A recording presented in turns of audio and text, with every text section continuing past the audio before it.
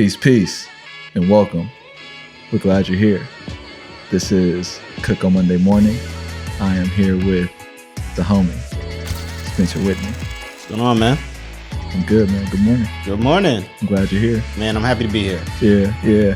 So my name is Stevon Cook, and I'm especially excited about today's guest. You know, on Cook on Monday Morning, what we want to do is highlight people that are building, that are thriving, and can help us redefine how we feel about Monday morning. Spencer is the editor of the San Francisco Chronicle, one of the assistant editors. He has built a really incredible career in journalism at a young age. How did you get started as a journalist? So I've always been interested in writing, but more in particular, I've been interested in storytelling. One thing I always enjoyed as a kid, whether I was listening to, it could be anything from fairy tale to like a serious novel, whatever. But I'm always interested in just the storytelling and how it's done. So, and when you start to get into that, you start learning about different mediums. So it's like you can write a story, you can watch a story, films and audio books. Like there's just all these different ways where you can experience a story and get the point across. And one of the things when I was in high school, I liked writing. I was into English and that type of thing. So I decided when I got to college, I wanted to continue that. And I wanted to choose a place where it was communication was vibrant. And there was a lot of avenues for that in different places where I could go for that. So I ended up at Howard University studying journalism. So. Yeah, the U. HU, Yeah. Yep. You're my second guest from Howard. And okay. I think I'm going to have somebody else that's coming on hopefully in the coming weeks. This is a go-to place for all the Absolutely. Howard greatness. Yes. And one of the things I really believe in and with telling these stories and bringing people on is to really highlight Black excellence. And that all starts somewhere. So tell us a little about like where you grew up, how you grew up. Okay. I'm from New Jersey originally, Teaneck, New Jersey. It's in North Jersey, really close to New York. So I grew up around there. Teaneck's a suburb. Pretty mixed town, and it's I'd say it's separated almost, or it's on both. It's a microcosm of, I'd say, New York. So you have a lot of people from West Indies. We have a large Jewish population.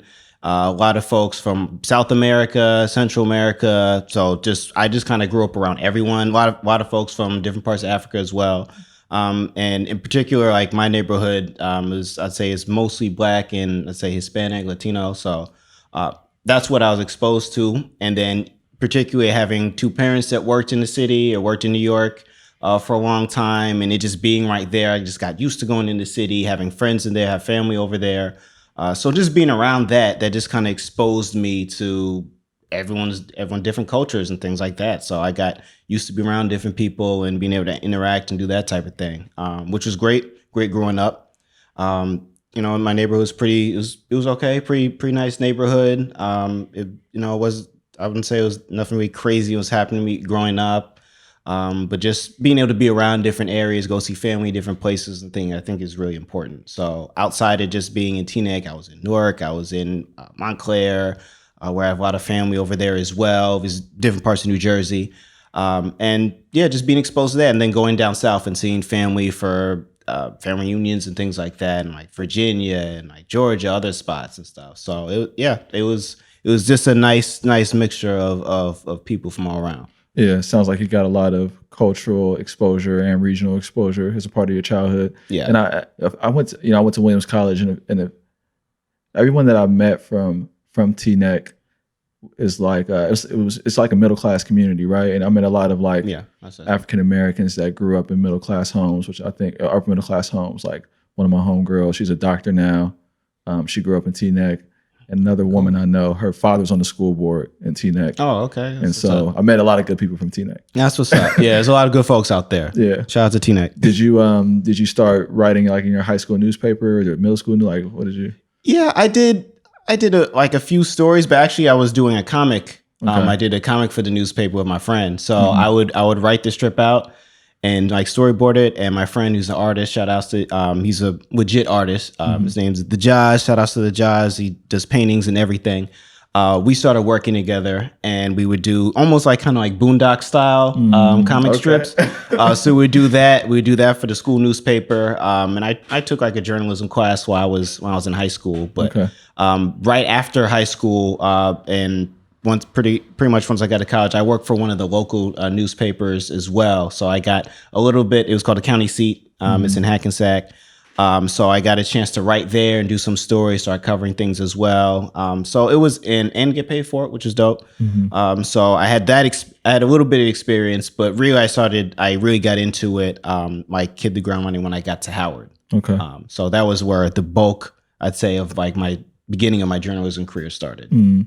Was there a moment where things really shifted, where you were like, okay, I'm at Howard, or was it like a particular person? Like what really changed at Howard that committed you to this? I would say there was like I had a really good advisor at the time that she worked in the communications department, and unfortunately she passed away. But she was really influential in when I was coming to see the school, just explaining all the different avenues what you could do in journalism. And I got a chance to see WHBC 830M. There's a college radio station. She was telling me about that. So I got exposed to so much. There was like television stations around. Sirius XM wasn't too, their headquarters is maybe 15, 20 minutes away from Howard's campus. So there was like just a lot of just media that was just around. And then there's WHUR, which is right by Howard's campus as well. So there was just so much I could just kind of sink my teeth into. It was great. And then this was coming up. This was right before maybe a year before like President Obama was elected. So there was this politics is like right there, and you're in DC, and just being in that culture and being in that area, you just get to see a lot and get exposed to a lot. So I just felt like it was going to be a great spot for me to do that. And then there's also the legacy of the Hilltop, Howard's newspaper, just the journalism that they were putting out and things like that, and just how rigorous it was there. So I wanted to be around that. Okay, you cut your teeth. Yeah, and the thing about journalism too is that there's so many different areas to cover, and it sounds like your focus is politics.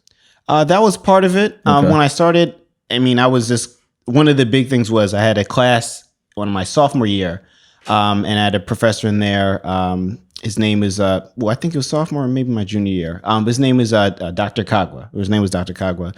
And he was just like notorious, like he's the toughest teacher. I think like the class before me, like he like failed the whole class like before that. I'm telling you, it was the most rigorous class. We had to have like, I don't remember the exact number, but I think it was at least 10 articles in the college paper. And they had to all get passed through him. So like you go through edits and re-edits and things like that. And like it was a very rigorous process and if you were able to come out of that, you were, as far as I'm concerned, you were like kind of golden going forward. Like that was really like putting you in the flames, because you're doing all this work while taking a full, like the rest of your classes and credits and things. So you have a whole bunch of other classes to worry about while you're trying to write these stories and do rewrites for stories and things like that. But you also learn through that process how to get better, like become a better writer by that process. You also learn how to stick to deadlines, time management, just get used to balancing that in a different way. So I feel like that was probably the most influential class I took, or one of them that I took while I was there. Yeah, you set a standard. Yeah, that was hard to, yeah. And the, when you have to like go through really difficult experiences, it's very easy to get discouraged and quit. Oh yeah. And absolutely. It sounds like, he kind of put you in a place where you had to persist through your own sort of internal struggle. Like, what was that like for you? Like, because you're young too. Yeah. Like you're young and you may have gotten good grades and you got this hard teacher. Like, what was that like for you to persist through that? So my motivation was just everyone pretty much saying literally the class before me or the semester before me, like everyone failed that class. And I was like, I'm not going to do that. Like, I'm not failing this class. I'm not about to take this over and try to do this in the summer or another place. Not trying to do any of that. So I just came in kind of with the mentality. I'm like, all right, whatever I have to do to pass this, I'm going to be in your office. I'm going to just be around you. Whatever I need to do, I'm going to pass this. It's not going to be the issue that's going to hold me back from just going forward. Because it wasn't even just that his class was tough. it was a class that it was like a prerequisite to everything else that you wanted to take. Okay. So it was a gatekeeping class. It was one of those like you needed to take this in order to progress to get your degree. So I was like, oh no, I'm not gonna mess around with this. Like so I took that pretty serious. And it was a rough semester. Like I ended up passing and doing well. But like at the end of it, like you actually have to have a portfolio of all of these stories that you've done. And like we literally sit down with him and like go through each story. And he just kind of grades you on how he graded in each one. So it's something like his system was like, if you had like let's say you had like 8 A's and then 1 B, your grade would be a B. Like that's how he graded. Like so you had to have everything as one. Like it wasn't like grade. Yeah, he went by the lowest. It wasn't the opposite way. Like it wasn't rounding up. Yeah. So yeah, just really being cognizant of that and just making sure everything was just getting done and stuff for that. So there was a process. Yeah. Like, I bring it up because I mean when I went from high school to college, it was like I was at a high school. I'm really proud of the high school that I went to, Thurgood Marshall, but if I worked hard, I pretty much got the grade. And going to college was the first time where I worked hard and I got bad grades. And that was like very discouraging. Yeah. Especially when you're coming out of high school and you define yourself. Part of how you define yourself is your academics. Right. And so, you know, you can your whole opinion of yourself can change. Yeah. And on top of where I went to school, it wasn't very diverse. And so there's already these things that you're carrying about like not being adequate or good enough, and there's like the racial difference. But you went to an all-black college and you got this experience and you came through on the other side, and it kind of helped propel you to the rest of your career, right? Would you say that? Oh, absolutely. I mean, Howard was excellent experience, best experience. At a great time I was there. I got to do a lot, study a lot, party a lot. Like it was a lot to take in, and just even the time frame I was there was it was historic with having Barack Obama being elected and him actually coming to our school. I think he came for our convocation, and it was just, you know, so I got a chance to meet him, like other people, like I think Michelle Obama used to come by a lot. So we were just influenced by, it wasn't just the school, it was just the people and the volume of folks that came to the school to visit. And that was a big thing. And not just for homecoming, it was like throughout the year, like we would have ambassadors come from like China and other places. And, you know, so it was like another type of exposure that was there on top of the politics, on top of the other things. And then where Howard was, in comparison to like the rest of the other schools there, you had George Washington, Georgetown, American, University Catholic. Like it was all these schools, and they were all within, I think, like 5 miles of each other. It was very easy to get to other schools and do that thing as well. So it was like you see people at other parties. It was very easy to get around DC. I'd say that, and like we had a good time doing that. Like I'd definitely say that. But to go back to what you were saying in regards to kind of being the rigorous work and just, you know, having a lot of your self-worth tethered to your academic performance and that being strong. Yeah, like I definitely went through that. I'd say even more so was classes that weren't journalism related, like econ. Like I was like, oh, there's a lot of classes when you get to college where it's like, all right, there's only 3 or 4 exams for the whole semester. So you don't do well on like 1 or 2 of them, like you're screwed for, you know, probably for that class if you don't do well, you know, because it's like attendance is one thing, but that's like a small part. It's like, no, you just got to do well on the test and maybe show up for the work and things. But yeah, like, so it was getting used to like the different styles and understanding that it's less about you. It's a big part is understanding material, but it's also about giving the professor what they want and or understanding, or you're responding how they want you to respond, how they're teaching. Like that's really that. So you crack that code, and then that's usually how you pass, do well, and whatever. So the greater theme here that I definitely want to highlight is that like in order to be really good or exceptional at anything, like, you're gonna have to go through something challenging and be willing to commit to it.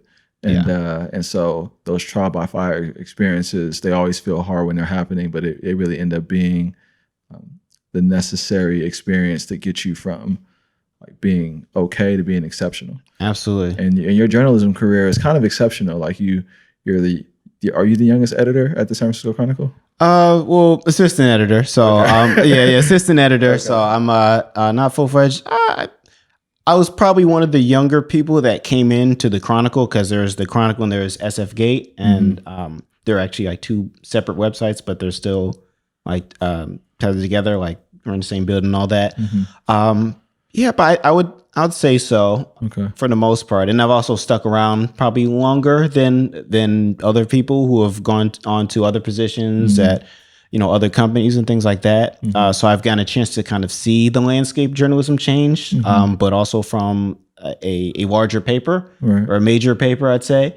And I've worked at smaller papers as well. So I've from writing and reporting from hyperlocal news sites like Richmond Confidential through Berkeley, as well as Oakland North, and just getting that experience, and then moving into doing community reporting, and then eventually getting to the Chronicle.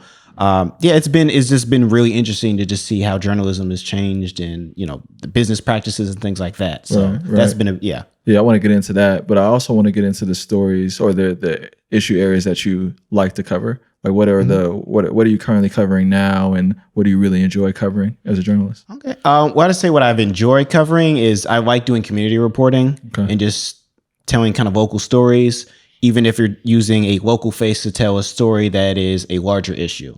And one of the things I've gotten a chance to do is I've received two fellowships with the John H. Jay Criminal Justice Center. And one of my focuses was on education as well, but tethering that with juvenile justice and restorative justice, and seeing how the changes are, and particularly in California, has been kind of leading the charge with that, and really been moving in, and the Bay Area as well, but moving in successful ways, and getting kids stop doing punitive things like kicking them out of school, suspending them, and actually doing conflict resolution, mediation, and things. And that wasn't something that was when I was in school was a thing. So the fact that they're doing this now, like I'm like, oh, this would have been great when I was in high school. Like I would have loved that. But I'm happy to see that, because in particular, Black folks and Latino folks as well were disproportionately impacted by all the punitive measures and all the punishments that come with school and things like that. So the things that will actually keep us in school, get our graduation rates higher, and just all those things, like I think that's really important. And then just understanding that like kids' brains don't function are not fully developed until it's past 18, and then understanding like the neuroscience around that's a big part of it. So bringing in the science to that, the data into that, as well as saying like, here's why it's important. You can also save money because you're not having cops and other people run around chasing kids for truancy and other things. So it works like holistically. So, and it's a cycle. So you want it to go and pay it forward by, hey, we're going to do the work, make sure these kids' mental health is good, and do whatever we can here to make sure that you get the best outcome for kids. So I mean, being on the school board, obviously, I'm looking at this a lot, and I definitely believe that restorative practices is the way, and it's being introduced in a system that is still very much used to being punitive, and so there's like a lot of inertia and mindset around that approach, and so we've introduced this new way of thinking about it.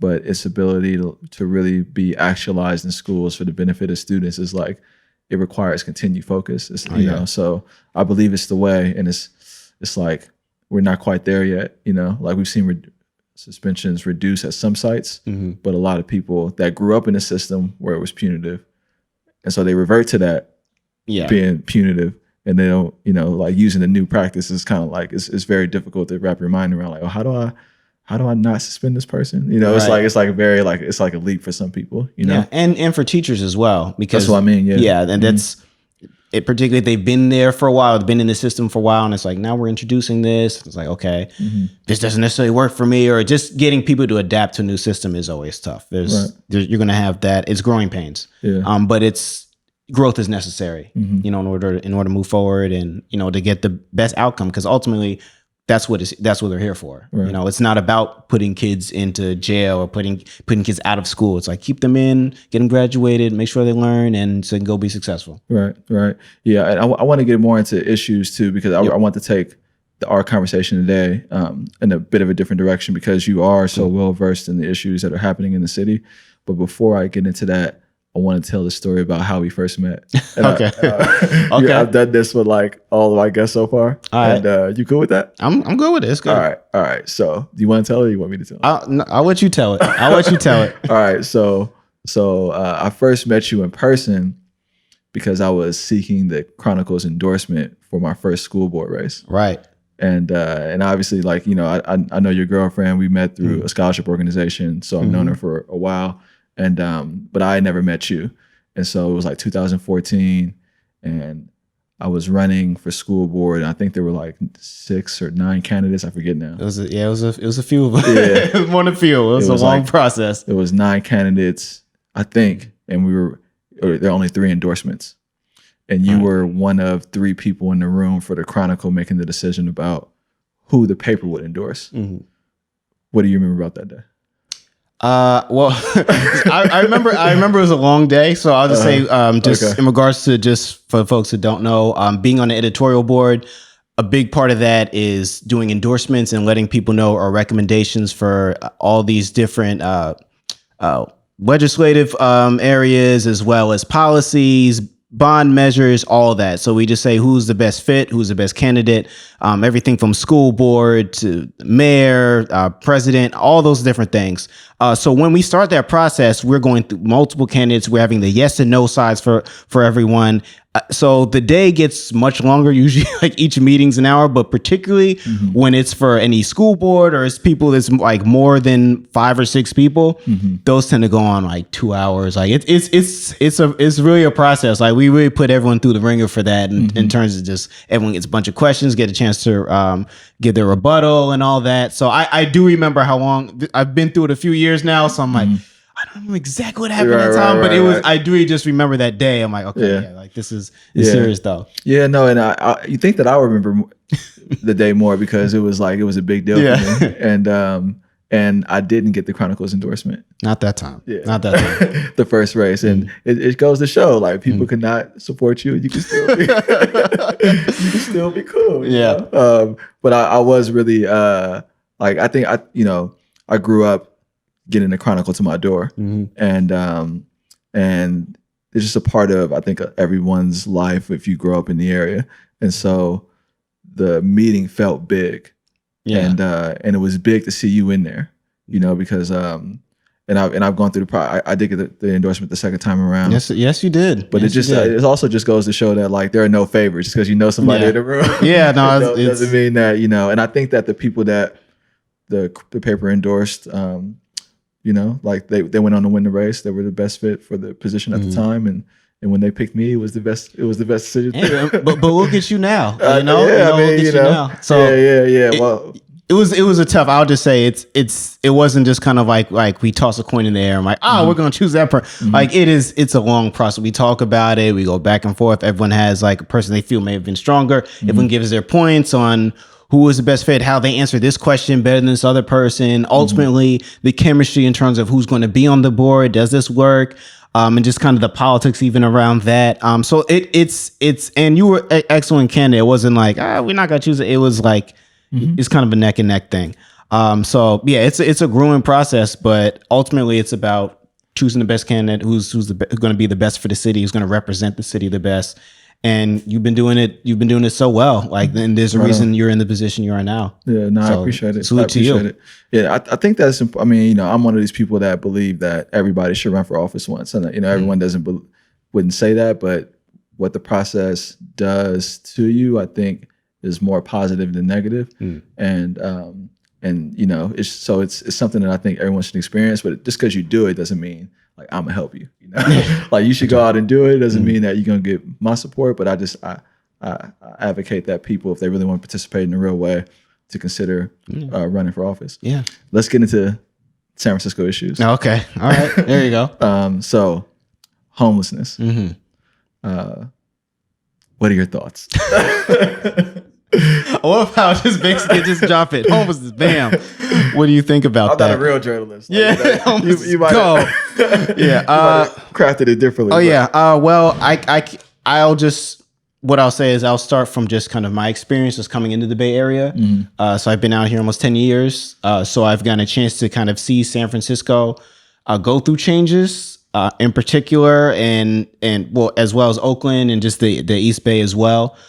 And it's just been so interesting for me, just kind of when I came in, like one of the things that always stuck out to me about San Francisco in particular was the amount of art that I saw everywhere, like the street art, whether you're in a Mission or just other places, like it was just so vibrant. I mean, it's going down streets, it's over people's driveways, like really expansive stuff and different. Like it's not kind of like, oh, this is the same graffiti. It's like murals, like just over people's homes and things like that. I'd never seen it just kind of displayed like that. And also just as many artists were just in one area just doing things. Like there was I remember one of the stories I did was about it was a building in the Mission. It's like a red building. I forget. I think it was like by 16th Street or somewhere around there in the Mission. There was like 80 artists that were all just in like this kind of like loft style building, and they all had like their own area and just kind of doing their thing. And one of the things I noticed was a lot of them started to leave, like after about like 3 or 4 years. Like I just noticed there was like a lot less of that. And the flip side of that was I was seeing like new businesses and things, you know, kind of pop up, and areas change. Particular like Oakland's downtown area changed so much since I've been here. Even by Lake Merritt, like they started putting up lights, they put amphitheater in. They started adding all these bars and just different businesses and things that were traditionally not there. It wasn't this is the go-to place now and thing. So the clientele started to change. There's a lot more gentrification and things I noticed on the city as well as Oakland. And in midst of that, and it was like homelessness just started to, like it was already there. You'd see people just kind of on the streets and things, but it just started to get more and more apparent. And by the time I was hired at the Chronicle, I'd say maybe after like my first year, maybe second year, I noticed it was just like right in front of my building. So I work right by the Powell BART station, and then it's maybe about a block and a half to get to my job from there. And I went from probably in the span of a year, and just in that short walk, it used to be say maybe like 1 or 2 people. You know, I may just happen to be on the street and things like that. It went from like 1 or 2 to 5 to 10. And outside of that, you just start seeing people just, you know, shooting up, just doing drugs, just like casually on the streets. Like it was just nothing. People nodding off in the middle of the streets, just all types of and just other things. Like you just saw this, all types of stuff, like right in front of the building, not even just like on the side or right in front of the bus stop, and I was just in a small area. And then I started walking like through the financial district down in Embarcadero and things. And then I just noticed it was just like everywhere. It was just like kind of tent city. The tent city, you just go 2 blocks over, it's like a lot more. If you walk 3 blocks up, it was just like kind of whole communities were being formed, which it almost seemed like it started happening not necessarily out of nowhere, but it just grew exponentially. So, and that was just for me, just coming into the city just during the week and things. I'm like, wow, this is getting really bad. It started getting like spilling into BART, I think a lot more as well.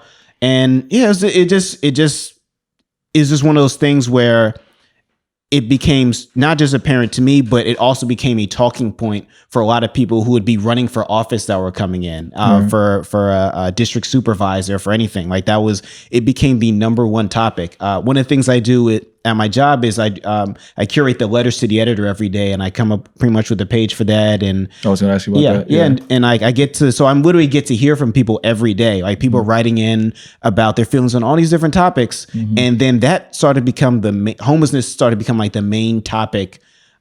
Like people would be writing in from other areas. It's like, hey, I had some friends fly in from London, and like one of the things we really noticed is the city's changed a lot. Or people that are from here, like, yeah, like it's gotten really bad, and it started just listing all the different ways.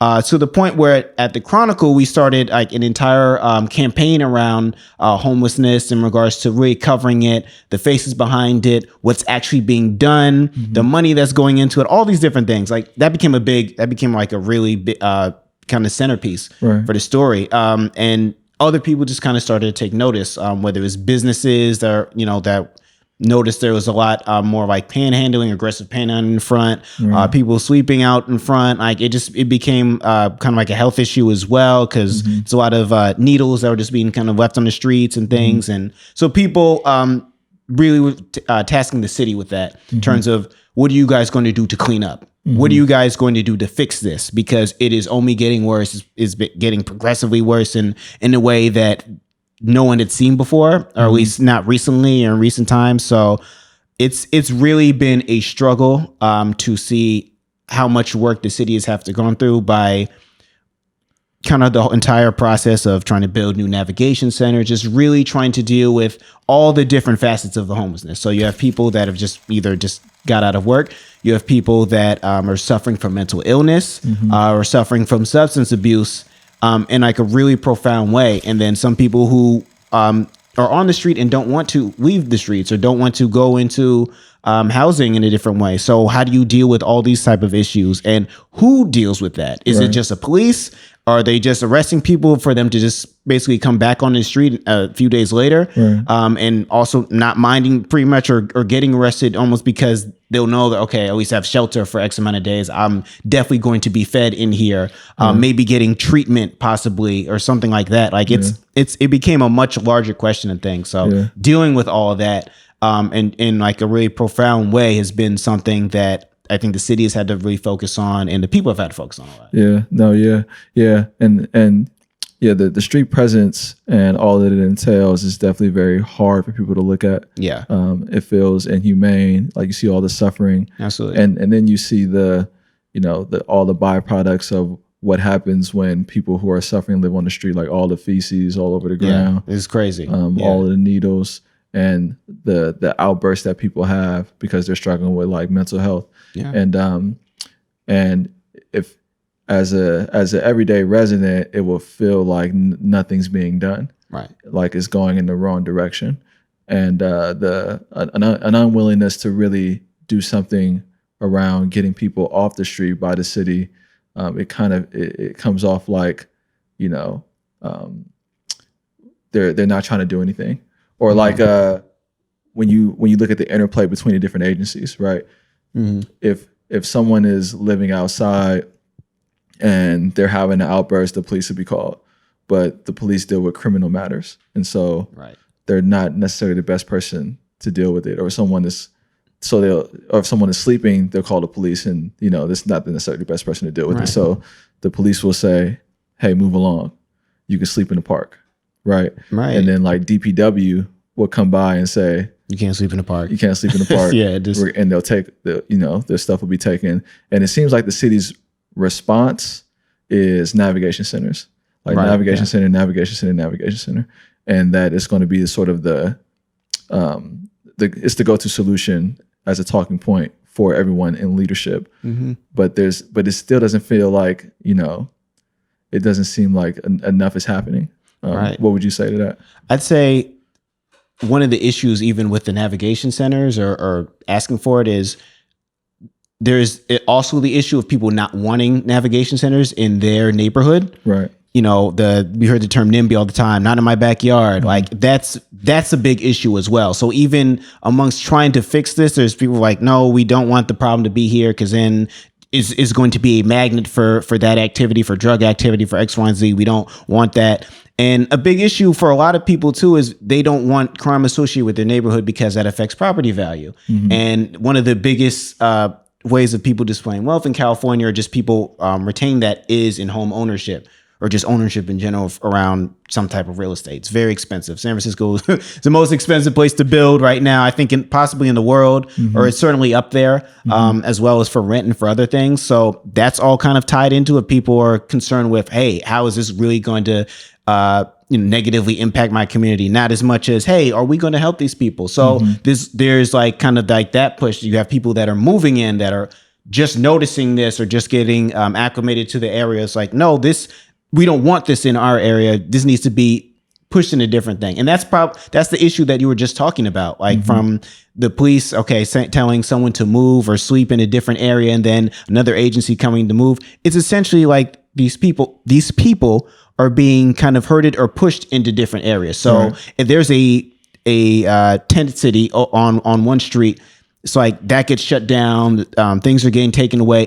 They just move to another street, and it's just, it's not the issue hasn't changed. It's just the area has. So it's like, but these people are still in need of help. And I think now it's become, because it's grown so much, the problem has become so big. Now people are a little bit more like, okay, because it's only, as we're seeing, it's just like only on the street. It's just so much in your face. Now people are kind of coming around to say, okay, this needs to be taken care of. And now the tension between that is, where are they going to do that? So if the city and the people in the city in different neighborhoods can kind of come together in terms of, okay, we will allow a navigation center to be built over here. We'll allow this area, whatever. I think that will kind of help, or at least kind of spread it out so that it's a little bit more equal in terms of where the service is going, so that it's not basically everyone's being funneled into one area or one place. And that's a big thing. Yeah. Well, I mean, these issues too are so nuanced, and we talked about some of the reasons why people are maybe living outside, and a real breakdown of, what people fit in what category. Right. It's not very clear, because the type of intervention for a person may differ. Like if it's a substance abuse issue, that's a different issue than it's a mental health issue. Yeah. And if they're both connected, that may be another issue. Yeah. If you just are going through a hard financial time, that's a slightly different issue. Right. And so there's I haven't seen a breakdown of how much of the population is weighted in one category or the other. And so it's really difficult to understand where most of the resources for the city should be weighted, and then what the appropriate plan should be, And ultimately, I think that we're all residents of the city. We have a responsibility to each other. And so the people that may have property here, they may be afraid to engage somebody that's on the street. So they're going to call the police, and they're going to be upset with their representative because they know how to write a letter. And if you write a letter to somebody living outside, what's that going to do? Like, know, and so it's like the whole, this whole perception of nothing happening is really frustrating, I think, a lot of people. And what we've done as a city is, I think, when we look at our people who are facing housing insecurity, we have disconnected ourselves from them, and we blame the city for them being there. It's kind of like there's this distance thing, and there's this thing happening that I hear about a lot, where there's like less compassion and there's a lot of frustration, and there's space in the city too, right? Like were you gonna say something? Yeah, no, I was just agreeing. There's certainly space there, and I think you just touched on something that's really interesting. I think the issue, at least one of the things I noticed with San Francisco, is there's a lot of hypocrisy around that. As much as people talk, it's very, it's on its face very liberal, very progressive. Certainly, there's plenty of things around that I would absolutely agree with. But that's not necessarily reflected once it's in front of someone's front door. And now it's like, no, you got to move this problem some other place, or I don't want this in my neighborhood because my kid's over here. I don't want them picking up a needle, whatever else, which is very valid. Like no one wants that. But in terms of how people want to engage a response, I feel like there is, on the face, it's one thing. And I think other people, at least from when I've read some of the letters and everything else, they want a more direct response for things. But they may be, I don't know, intimidated to say that, or they don't necessarily feel like that is the politically correct way to say that. But I see really both sides for that a lot. Like people really want this to be aggressively taken care of. There are plenty of people just want whether it's homeless folks to be arrested or incarcerated or whatever, and just kind of put away. But on the flip side, like, no, we want progressive policies and we want these things. So it really comes down to how everyone votes around this, like who's actually putting up, because the people that are going to be the most vocal tend to have more resources around for them, and their voices tend to be louder or heard in a different way, even from city government and things like that. So usually the loudest voice, or the voice that rises to the top, is the one that's going to be heard. So yeah. People want their families back. If someone's out there suffering, they want the family. I don't think anybody would be mad at someone turning their life around. Like if there was someone who was formerly homeless and they got an opportunity to get off the streets, I think the city, the same people who are frustrated, would be thrilled if that was the outcome of the person that they saw every day. Yeah. And but this perpetual state is something that I don't think any of us should accept. No. So I want to get into a little bit about Black people. Okay. I've met a few of them. Yeah. And so what are some of and specifically for your profession, what are you seeing around opportunities to advance in journalism or media for Black professionals? I think the same issues that Black folks faced in the 90s and early 2000s in terms of breaking into journalism or being in a newsroom it's still the same issue. In fact, it's probably gotten worse because there's been a lot more cuts, in particular into business. So the people that are getting hired, they always do studies each year about the diversity in major newsrooms and things. And it's always like, it's like, oh, okay, well, it's 77% white, or it's 80% white. You look at a lot of these major papers and things, that's still the same issue. Or it's the flip side of that is that you have, say, some more black reporters, but they're not in any leadership positions, or they're not too many leadership positions in general. So there's the flip side of that. It's like, okay, they're writing the stories, but they're also not getting a chance to maybe have a more direct voice in terms of the tone for the paper, the conversation that's happening, the type of stories that would be printed, the way that some of them are written, and like maybe the style and care that comes along. Like I remember one of the things I wrote about was, I believe, when a young woman was killed on BART. I believe Nia Wilson. Was killed on BART. And there was one of the local stations, they ran a photo of her where it looked like she was holding up a cell phone, but it looked like a gun case or something like that. So the people were looking at the photo like, she's the one that died. Why are you using this? I mean, and they had access to social media and all that, and just multiple photos of this woman, this young woman. And it's like that photo was chosen, and not even a person didn't commit a crime or anything else. But if you were just looking at the photo, you get the perception that, oh, okay, she's the one that did it. She's the one and that couldn't be farther from the truth. She's the victim. So those type of problems still come in, and we see those issues happen. I just gave that as an example because it's like, if you have more black folks in the newsroom, it's like those type of choices wouldn't be happening. You're not going to see that because it would be kind of a level of care. We understand perception, particularly in the media, when it comes to negative perception of black folks as well. So that's a big thing. So one of the things I try to do is, especially if I see any other black journalists around, anytime I see any of them applying to the position around, like I try to, push that or make sure that their resumes, things get in front of the right people. But ultimately, I'm not the one who's hiring. Right. I'm not the one who's hiring. I don't have the say so to hire all these folks and things. So I can only support in the way I can. So highlighting issues that are, that cover our community, highlighting the folks that are doing the good work, basically, what you're doing, exactly what you're doing. So, and also community reporting, like you have to go where the people are to get the stories that you want. Cause there's a lot of nuance in all these big issues you're talking about, from homelessness, to where the money is going in terms of this, all these education, all these things. There's a lot of stories that are there, but you just have to be in the community. You just have to be around the folks to know what they are. So that's a really big part of it. Yeah, no, I'm glad you brought up the memory of Nia Wilson, because that story really did mess me up. So rest in power to her. Yeah, rest in power. And there are things that are egregious like that, and there are things that are just kind of like really like silly and ignorant. Like there was one of the local news stations had me on, and I was speaking at a rally for one of the. Did I send you this? I do remember this. I'm like, oh my goodness. Yeah. So I'm speaking. Maybe I'll make sure that we can show the picture of it so that people can see. But I'm speaking at the rally, and they put the name of Shaman Walton, who's the supervisor of District 10, under my face, and so he and I got that joke a lot.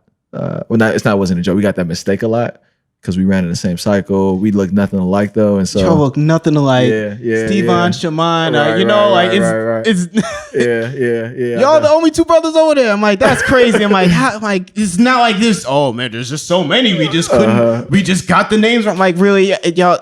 10 seconds, Google, not even it's very easy to tell them. I'm sorry. Like I saw that, I was like, y'all gotta be kidding me. Right. Come on now. And with stuff like that too, there's so much more serious stuff like Nia's passing that happens. And I think that's upsetting to people, but I don't really want to get myself mixed up in, fights about the wrong name, because I want to keep my focus on the right priorities. Right. And and even when I had that incident at Walgreens on Van Essen Market when I was being profiled by the security person. And I told the examiner about that, and I didn't want to give that no light, because I'm like, I'm trying to find opportunities to elevate people that we should be focused on, people like yourself, people like the other guests that I've had, and and our community often gets into this fight about the things that that are negative, and it's easy to gravitate to the things that are negative because they're more sensational. Yeah. And, you know, and it feels like that's kind of the news's motto. It's like, we're going to highlight the negative, you know? Is that like, that's the perception Bad of it, news sells. Yeah. Bad news sells more than good news. Mm-hmm. I've worked at a smaller paper. I used to work at the Oakland Post, Mm-hmm. or Post News Group. And that was a big part of it, is just telling good news, just highlighting those stories and things like that. That was a big part in doing community reporting and things like that. That was big.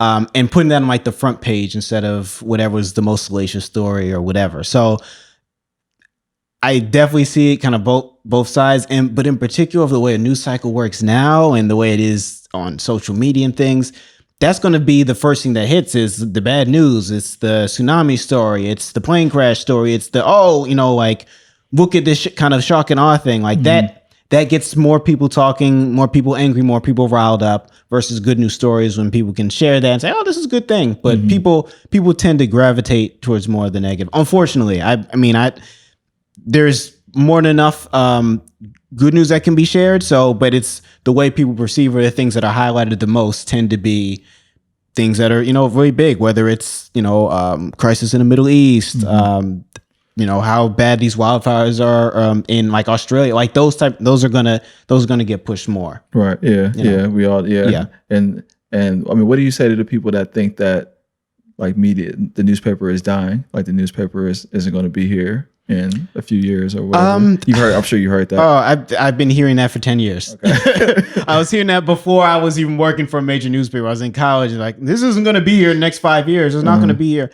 And what I say about journalism, I say this all the time, is the business model has changed, but journalism hasn't.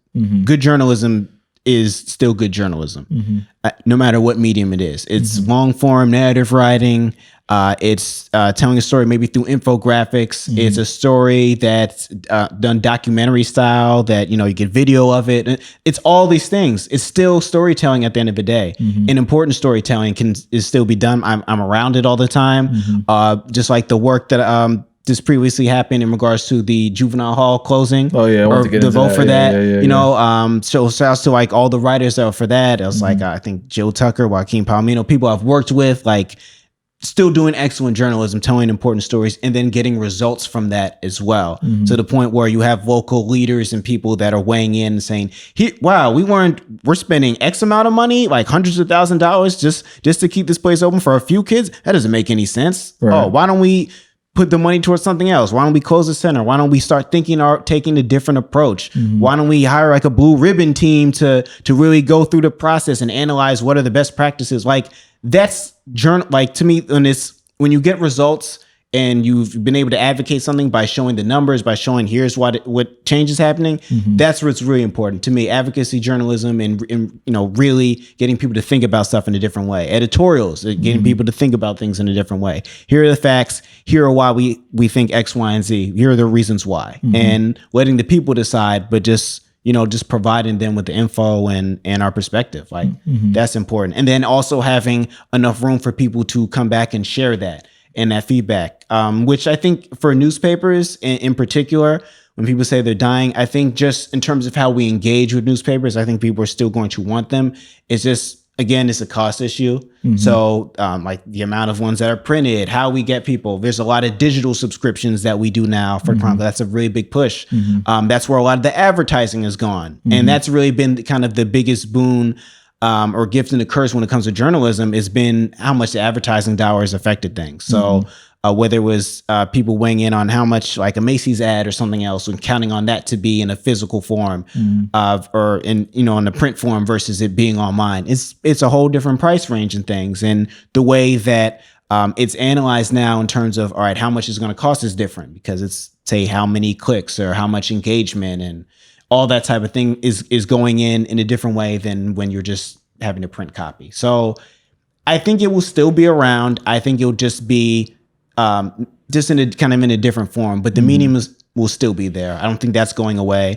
I think one of the biggest things we keep hearing about, what has become part of like kind of the cultural lexicon has been fake news this. So people still want the truth, but it's very easy to write things off because you saw something on social media or whatever. So people still want reliable sources for, to get their facts, to get things to be backed up. Like that's still there. And as long as that exists and people are interested in the truth or just hearing the story or multiple sides of things, then the journalism will still be here. Newspapers will be around. Yeah, it's interesting. There was two things that you mentioned that I wanted to speak to. One was, when Vice News came along, it really, I think, changed people's engagement with stories, because it was these sort of far off places and they were getting such raw footage. Right. And they became this very popular news outlet, but I don't think was really respected by traditional journalism, because there were some flaws in it. Can you speak to that, or would you say that's true or no? Yeah, I think just kind of the pivot with what Vice was doing before, what Vice is doing now, that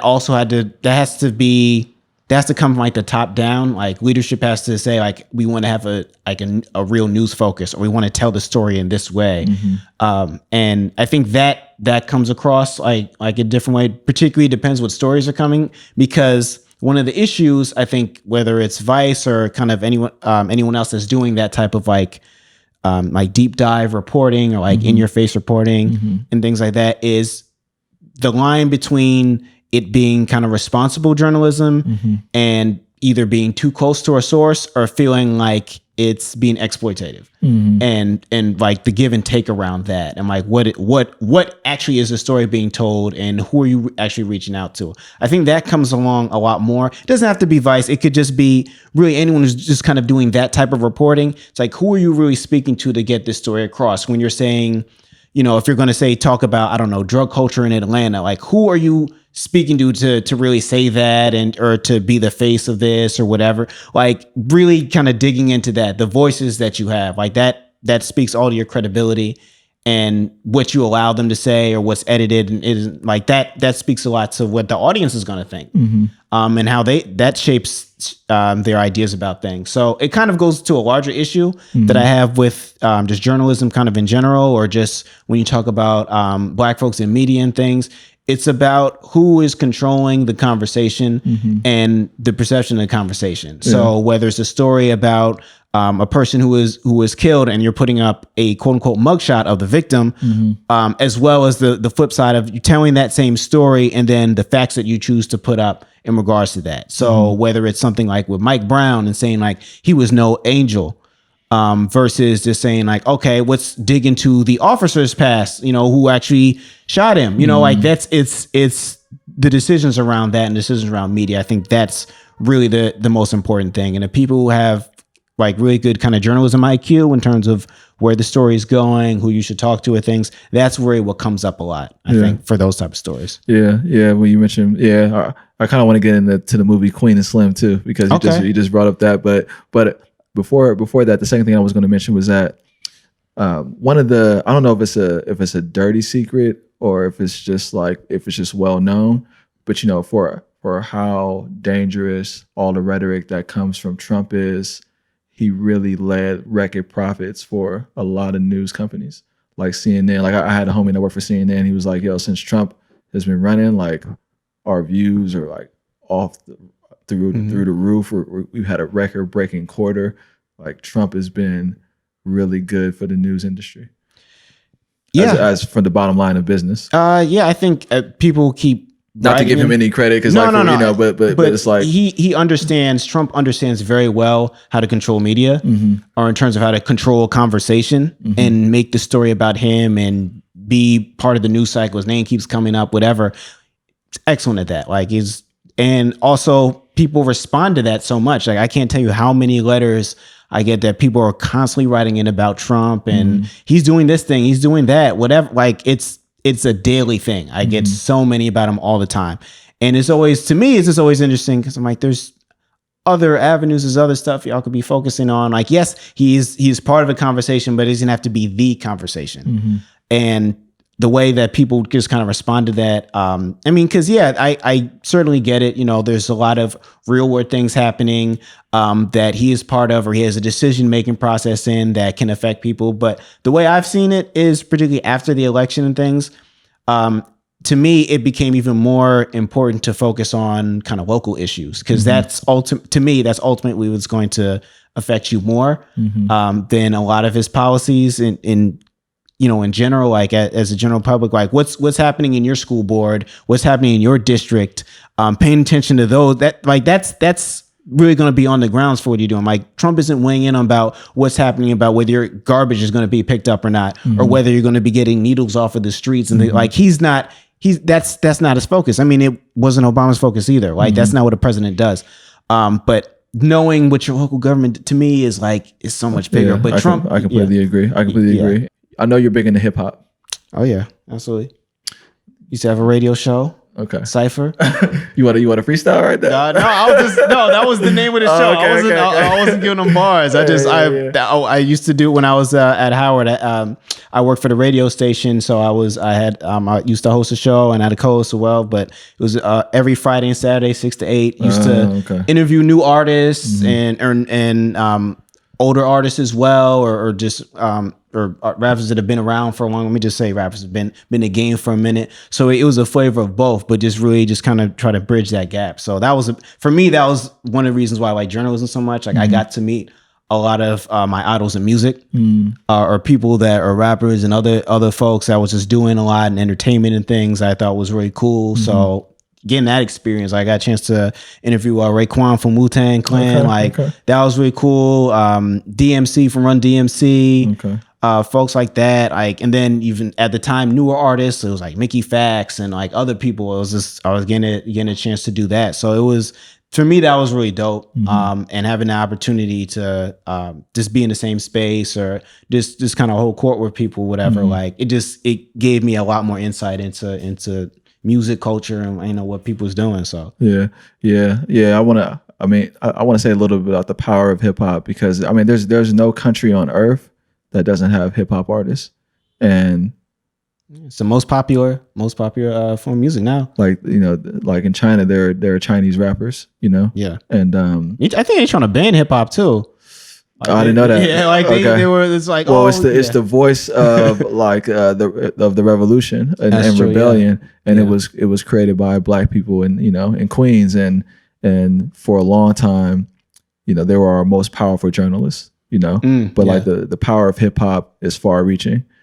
Who are your top 5 hip hop artists? Top 5 of all time. Top 5 right now. Yeah, I get this question. Like, oh man, this is a really tough one. I'll just talk about folks that I guess influenced me most. So I got Nas in there. He definitely did a lot. I grew up on the East Coast, so a lot of the music I listened to was also the stuff I was getting influenced by, like my older brother. So I listen to a lot of stuff. My favorite group is still Tribe Called Quest. Like, I used to listen to his CD and stuff. Yeah. Like that was big for me. And then when I was coming up, it was like, we grew up in a really interesting area because we've been in a few different eras of rap, like from early 90s, late 90s, early 2000s to now. So we've been able to kind of see all some of the biggest artists come and go and just being stopped. So definitely Jay, of course, growing up right in Jersey, New York, it's right. Yeah. That's you're not going how you not gonna have Jay there? Come on, it's possible, but it's possible. It's not advisable, but it's possible. Yeah, it's not advisable. It's possible, but at least for me, that was just a really big influence, whatever. So I went through different periods. So we got Jay, Nas. You said Tribe. We got Tribe in there. Trying to think of who else was. Trying to think who's big. I'm gonna wait till this. It's real life out here. Real life. Got this Sweet Streeper. Yeah, definitely. I don't know. Clips was really big for me too. Okay. Yeah, definitely. Just all day music. Push. King Push. He do a lot. Malice. I really vibe with what they was doing. And I listened to a lot of underground kind of artists as well. But or people that I saw just kind of coming up. Like I always tell folks, like one of the people I feel like I literally saw it like each stage of his career has been like Kendrick. Kendrick. I used to go to a lot of concerts. One of the first concerts I went to was Brooklyn Hip Hop Festival when it just was getting started. Pretty much, like I think I went either the first or the second year we're going. And like I remember like Kendrick was there, and he was like one of the more opening acts. Like Kendrick went on I think before Fashawn, and like Fashawn had a bigger buzz at the time than him. He wasn't a headliner or nothing like that. He was just doing stuff off I think Overly Dedicated at the time. And then next time I saw him, it was like he was performing stuff off Section 80. Next time I saw him, Section 80 like Good Kid, Mad City, like so like but I kept seeing him like bigger venues and things. So that was, I feel like he was one of the people like I feel like as an artist I got a chance to grow with and get to grow with his music. So we got Kendrick in there. So I think I'm down to that's 5. That's 5? Yeah. Jay, Tribe, Nas, Clips, Kendrick. Okay, I got him in there. Yeah, it was good. Oh man, I feel like it definitely has some honorable mentions though. I got throw Outkast in there someplace because I gotta throw them in there because they had a big impact. I guess me growing up too, and it was this lyricist. I listened to I have a cousin that was he had this as many lyricists like Cannabis CDs and like those like Chino XL, like all these people that was just like really focusing on like just bars, punchlines and all that. So I still listen to like a bunch of 90s rap. And I watch a bunch, I go to battles sometimes, a lot of rap battles and stuff. So I've been to a few, nothing for like Smack or URL TV. I watch them, haven't been in it yet. But they do a lot of like a King of the Dot battles like in the Bay. They've been a bunch of like Oakland and stuff. So when I get a chance, check one of those out. Yep. And then like Mr. Fab's like right downtown too. So like and he like hosts a lot of the battle rappers and stuff. Like I've met a few of them just out here, like just they just out there either hanging out or about to perform or doing something. So like that culture I've been around that, and I had friends just growing up like one of my friends, his cousin had a studio, and his dad was a big time R&B producer, like producing for like SWV and people like that. So like, and his son had a studio and things. Shout out to Rob G. So like we'd be over at his studio, and so I got to just kind of see that, and he had the booths for artists and things, and just be around the boards and stuff for that, and just understanding and seeing how Pro Tools and stuff work. So just kind of being in just different aspects of that, from interviewing artists to just being in the studio with people, making music and stuff. That's been super cool for me. So like I just like that exposure and stuff, just being out. Okay, so everybody that I have come on the show, I close with 2 questions that I think it's important for people to speak to. Okay, one is about leadership, and the other is legacy. And so, do you have any guiding principles around leadership? Guiding principles around leadership, I would say a guiding principle is listen and trust in your team, and also trust your gut instincts. I think those 2 things can go hand in hand. So if your gut instincts are telling you, hey, this person is, good folks and, good people, whatever, go along with them, or you trust the guidance or the people or your team around you. I think that's really important. Just being able to kind of have that bond to, be able to work with people, and you're going to run into folks that you're not going to agree with. You guys have kind of different policy issues on things, whatever. I'm sure you can speak to, in dealing with politics and things. But that's all part of it. Just kind of being able to meet people where they're at, I think is big. So yeah, just I think leaders in terms of leadership, listen to your people. I think that's a big one. Okay. Yep. Okay. And I started a company called the Luther Harris Holding Company. It's focused on consulting and doing things to help companies grow. Luther Harris is my great grandfather, and I named the company after him because his legacy is important to me. So this is his dictionary. Whoa! And these are my great grandmother's chairs. Oh my goodness! I'm surrounded by greatness. I'm sitting on greatness. Yep. And so I feel honored. What does legacy mean to you? I like how you framed it like that. It's like, oh, by the way, you sitting on legacy. Now speak to legacy. Crazy. What does legacy mean to me? I think that means, particularly with Black folks, I think it doesn't have to be, but it should be something tangible that you can pass down, and that your descendants can use to benefit them. And so what does that mean? That can be everything from property. That could be dictionary, Bible. It could be chairs. It's something, culture or tradition, or something that you've cultivated and either built yourself, or it belonged to you, had a passion for, that you're able to bring to someone else. But in particular, I believe one of the biggest things is in Sankofa. Like, if you ever see the bird, where it's literally like looking back, and, it's putting food there. It's about looking back, or looking to the next generation, whatever, but also being aware of your past and just understanding that. So being able to honor what the people who've come before you have done, the work that, whether it was your parents have done, your grandparents have done, great grandparents, if you happen to know their history, telling their stories. I think for me, when it comes to legacy, is being able to pass the stories down, pass stories down from family. I've always been interested in stories. So for me, that's, as a journalist, being able to document those stories and being able to tell people stories in a real way. I think that is for me, that's my legacy that I can pass on to people. People can continue to read, they can continue to watch, continue to listen to what I was able to create and produce around that. And as well as whether it's a personal project or something else that says something about you, or in particular, something maybe you've been really interested that you were able to create. So like for your example was actually having a company organization in remembrance of your ancestors. For me, it's talking about Black folks' legacies, their stories, getting to interview people, and also being around people that share that same love for stories and things. So I feel like that was a very long answer, but it's legacy. Legacy is a deep thing, I think, and that's something that takes a lifetime to build. It takes a lifetime to build. It takes a lifetime to build, and sometimes even longer to understand and appreciate.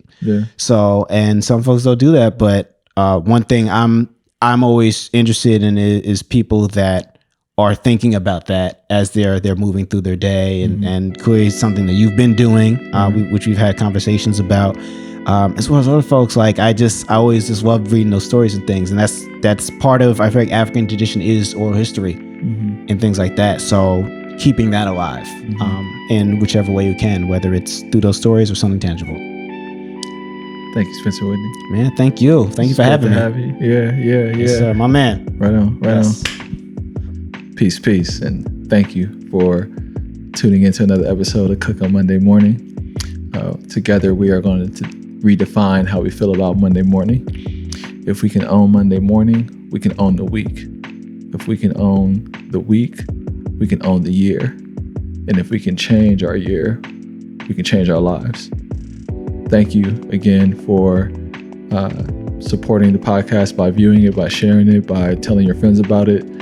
Our goal is to get to 2,020 subscribers by the end of the first quarter this year. You can support us by obviously supporting the podcast and sharing it with your friends. I'd really like to thank Spencer Whitney. I've known Spencer for quite a number of years. He has the utmost integrity. He is an incredible professional, well-versed in a lot of issues. You can reach out to him via Twitter, via all the social media platforms, to continue to talk to him about different issues related to breaking into journalism or issues that our city is facing. I also want to thank the people that made this podcast possible. David Topete, our videographer and producer. Thank you, sir. I appreciate you. Fernando Asino Marquez for editing the newsletter. That's my brother. I appreciate you. I'd like to thank Icy House. And the founder of Icy House is actually Saba Gebreyesus. It's my partner in life, my partner in everything. So thank you, Icy House, for providing the mics for the show and some of the audio recording equipment. I'd also just like to make a few announcements about how to support the podcast. We use affiliate links. So if you're going to shop on Amazon, if you see one of the book or music recommendations or whatever other recommendation, you can go through that link and do your Amazon shopping. There's no additional cost to you, but if you make a purchase a portion of whatever you buy comes to Cook on Monday Morning. Also, I started a company called the Luther Harris Holding Company. We help companies grow. We do brand awareness. We do a lot of work around supporting community engagement. If you're interested in talking to me about supporting and helping grow your company, I'd be happy to help.